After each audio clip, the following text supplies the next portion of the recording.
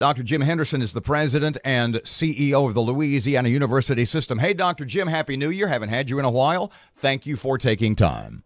Hey, good morning. It's so glad to be with you on this beautiful, wonderful, colder than Anchorage, Alaska day. Now, you're in Baton Rouge where everything's shut down too, huh? Oh, it is, but listen, we're a balmy 15 degrees. We didn't fall as low as you are. See, we up north, we're fighting 12 and 13 this morning. Don't be jealous. Yeah.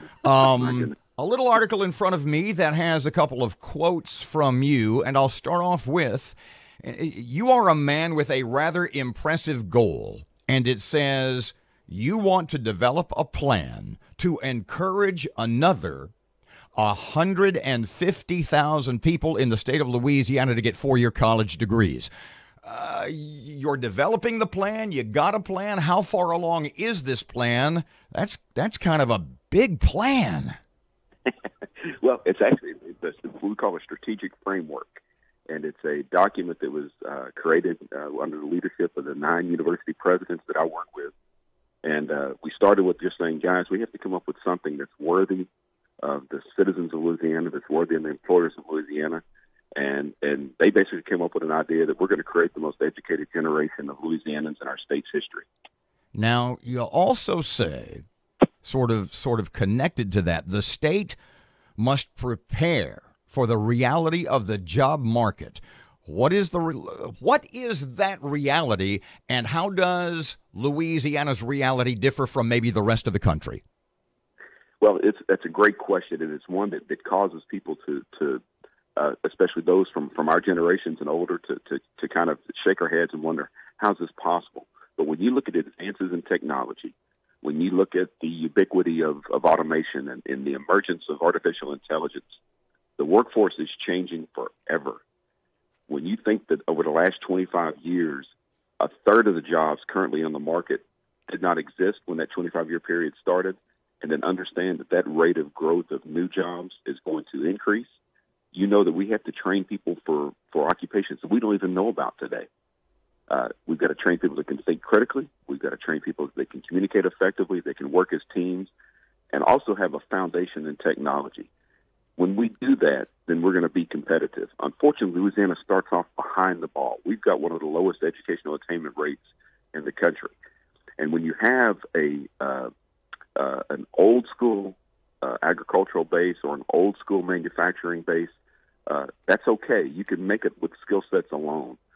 Unfortunately, that's disappearing, and those rote skills are going to have to become much higher level technology-based skills. We can get there, but it's going to take a focus from employers, from students, and most importantly, from the educational establishment. Universities of Louisiana have bought in, and we're going to deliver the solution. Jim, why university-level attainment, you're saying it's the lowest in the country. I don't understand why it's at the bottom when we have TOPS, which is funding virtually every kid who wants to go to school. Well, we're not the lowest in the country. We're one of the lowest, but TOPS doesn't cover the full cost of going to school. You know, over the last 10 years, we have seen tremendous increases in the cost of attendance at colleges and universities. And TOPS only pays for a portion of that. I'll give you a perfect example. My son is a freshman at the University of Louisiana Lafayette. He has the highest level of TOPS. He has a number of scholarships because of his scholastic achievements. I just wrote a check for about $1,500 to cover the rest of his spring semester, even with all of those opportunities. There's still a cost that's there. The other part of that question is there have been so many opportunities for people who did not have a college degree. And when I say college degree, I'm not just talking about four-year degrees, but also certificates and degrees from our community colleges. You were able to succeed in the workforce without that. Those opportunities are going to be disappearing very, very quickly. And so we're going to have to find ways to serve more and more adults. The adult generation has long been neglected. We're going to have to serve different populations of color, populations from rural areas, populations from lower demographic economies. So we're going to have to figure this out. It's going to be tough, but the cost is a real barrier for many. Let me ask you this, Jim, too. I hope it's okay to call you Jim. I always have. The governor's presenting his budget plan Friday. It doesn't look like he's coming to an agreement with Republicans, so he says his plan is going to involve cuts. Higher ed has often been on the edge of that knife. What's your message to the governor today about cuts to higher ed? Well, I will tell you that I don't think we can afford cuts to higher ed. Unfortunately, the way this process works, I believe the governor is limited to where he can make cuts to those areas that are not statutorily or constitutionally protected. And as a result of that, higher education is one of the main targets that always. Certainly, it's not his priority, but I will tell you that in a conference call with some of his staff last week, we were told to expect as much as a $233 million reduction in TOPS. Wow. And a $26 million reduction in operations for our universities. That's just not sustainable, and it's not good for Louisiana. Is that jobs? Is that classes? Is that what would that mean? Well, the TOPS part is just an increase in cost for families. And when you think that we have a large number of students that we serve that are literally a dead car battery away from dropping out of college, that's just unsustainable. But the other part of that, the other side of that coin, you have other states that are looking to Louisiana, and they're saying, you know what, we can go get their best and brightest because they rely on TOPS. We're going to give them institutional scholarships, and we're going to take them to Alabama or to Texas or to Mississippi or to Arkansas. And when those competitor states come and get our best, they rarely come back. So we have got to figure out a solution so that we can fulfill the promise of TOPS. These students, the existing students, chose our universities based on that promise, at least in part. Potential students are making their decisions now.